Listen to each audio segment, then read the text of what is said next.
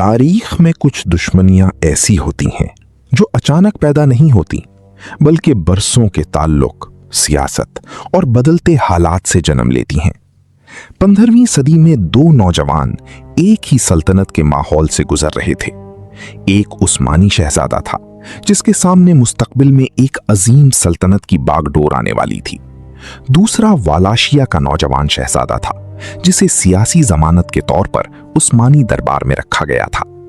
दोनों की जिंदगियों के रास्ते एक वक्त में करीब आए, मगर किसी को मालूम नहीं था कि यही नौजवान आगे चलकर एक दूसरे के मुकाबिल खड़े होंगे और तारीख उन्हें दुश्मनों के तौर पर याद रखेगी। ये वो जमाना था जब उस्मानी सल्तनत बल्कान में अपनी ताकत बढ़ा रही थी और वालाशिया इस बड़ी सल्तनत और हंगरी के दरमियान एक अहम सरहदी खित्ता था। विलाद और उसका छोटा भाई रादो अपने वालिद की सियासी वफादारी की जमानत के तौर पर उस्मानी दरबार में भेजे गए। ये आजादी का सफर नहीं था, बल्कि एक ऐसी कैद थी जिसमें शाही बच्चों को सल्तनत की निगरानी में रखा जाता था। यहां विलाद ने उस्मानी दरबार, जबान, रस्मो रिवाज और ताकत के निजाम को करीब से देखा। इसी माहौल में मुस्तकबिल का सुल्तान मोहम्मद भी अपनी तरबियत हासिल कर रहा था। दोनों नौजवान एक ही दुनिया को देख रहे थे, मगर मुस्तकबिल मुख्तलिफ था।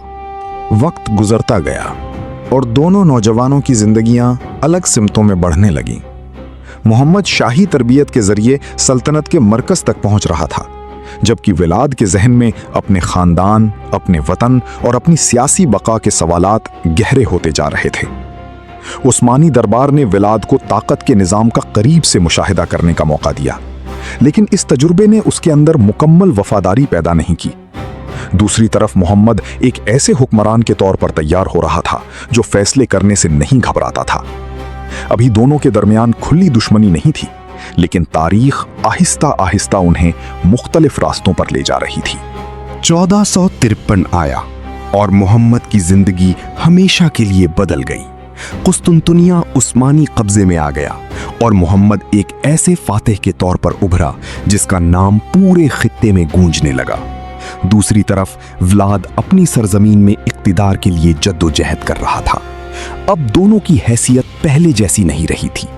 एक तरफ उस्मानी सुल्तान की ताकत मुसलसल बढ़ रही थी, जबकि दूसरी तरफ वालाशिया का हुक्मरान अपनी आज़ादी और इक्तिदार को बरकरार रखने की कोशिश कर रहा था।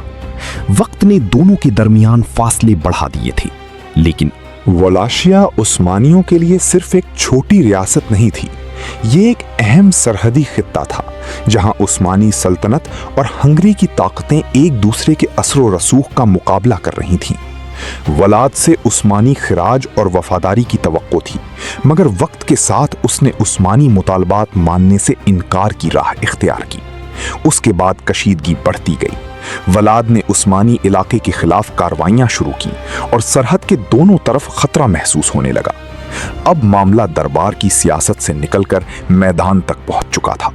मोहम्मद के लिए यह सिर्फ एक बागी हुक्मरान नहीं था, यह सल्तनत की सरहद पर खड़ा एक संजीदा चैलेंज था।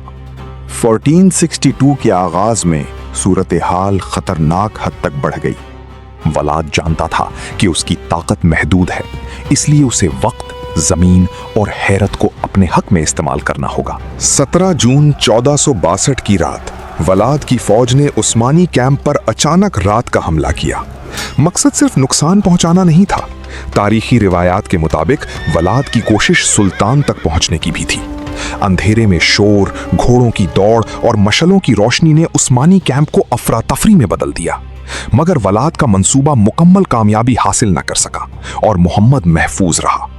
ये वाकया दोनों के दरमियान तसादुम की शिद्दत को जाहिर करता है। उस्मानी फौज आगे बढ़ती हुई वलाशिया के दारुल हुकूमत तरगोविश्ते के करीब पहुंची, मगर वलाद पहले ही अपने इलाके को खाली और दुश्मन के लिए दुश्वार बनाने की कोशिश कर चुका था। रास्ते के करीब बड़ी तादाद में नोकीले स्तून नस्ब थे, जिन पर इंसानी लाशें दिखाई देती थीं। ये मंजर दुश्मन को खौफजदा करने के लिए बनाया गया था। तारीखी रिवायात में इस तादाद के बारे में इख्तिलाफ मौजूद है, लेकिन मंजर की दहशत इतनी शदीद थी कि उसने वलाद की खौफनाक शोहरत को मजीद मजबूत कर दिया। मोहम्मद की मुहिम ने विलाद को फौरन खत्म नहीं किया, मगर हालात उसके खिलाफ तेजी से बदलने लगे। वलाशिया के अंदर भी हर शख्स विलाद की सख्त हुक्मरानी के साथ नहीं था, जबकि उस्मानियों ने उसके भाई रादू को एक मुतबादिल हुक्मरान के तौर पर आगे बढ़ाया। यूं जंग सिर्फ दो फौजों के दरमियान नहीं रही, अब ये वलाशिया के तख्त की जंग भी बन गई थी। विलाद के लिए सबसे बड़ा खतरा ये था कि दुश्मन सिर्फ सरहद से हमला नहीं कर रहा था, बल्कि उसके अपने सियासी हल्के में भी एक मुतबादिल ताकत खड़ी हो चुकी थी। वो लड़ता रहा, मगर जमीन उसके कदमों के नीचे से निकल रही थी। आखिरकार विलाद को वालाशिया से पीछे हटना पड़ा, जबकि रादो उस्मानी हिमायत के साथ इक्तिदार के करीब आ गया। विलाद ने मदद हासिल करने के लिए हंगरी का रुख किया, मगर वहां भी हालात उसके हक में ना रहे और उसे गिरफ्तार कर लिया गया।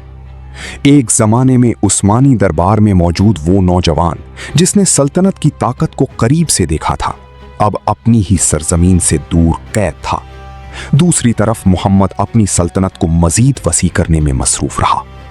इन दोनों की कहानी का अंजाम एक ही मैदान में नहीं हुआ, मगर उनके रास्ते तारीख में हमेशा के लिए एक दूसरे से जुड़ गए।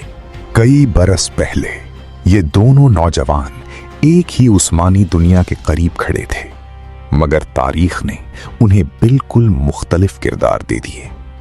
मोहम्मद फातेह एक वसी सल्तनत के सुल्तान के तौर पर आगे बढ़ा, जबकि विलाद ड्रैक्युला की शोहरत, खौफ, मज़ाहमत और खूनरेज रिवायात के साथ जुड़ गई। 1462 की मुहिम ने इनके दरमियान दुश्मनी को तारीख का एक यादगार बाब बना दिया।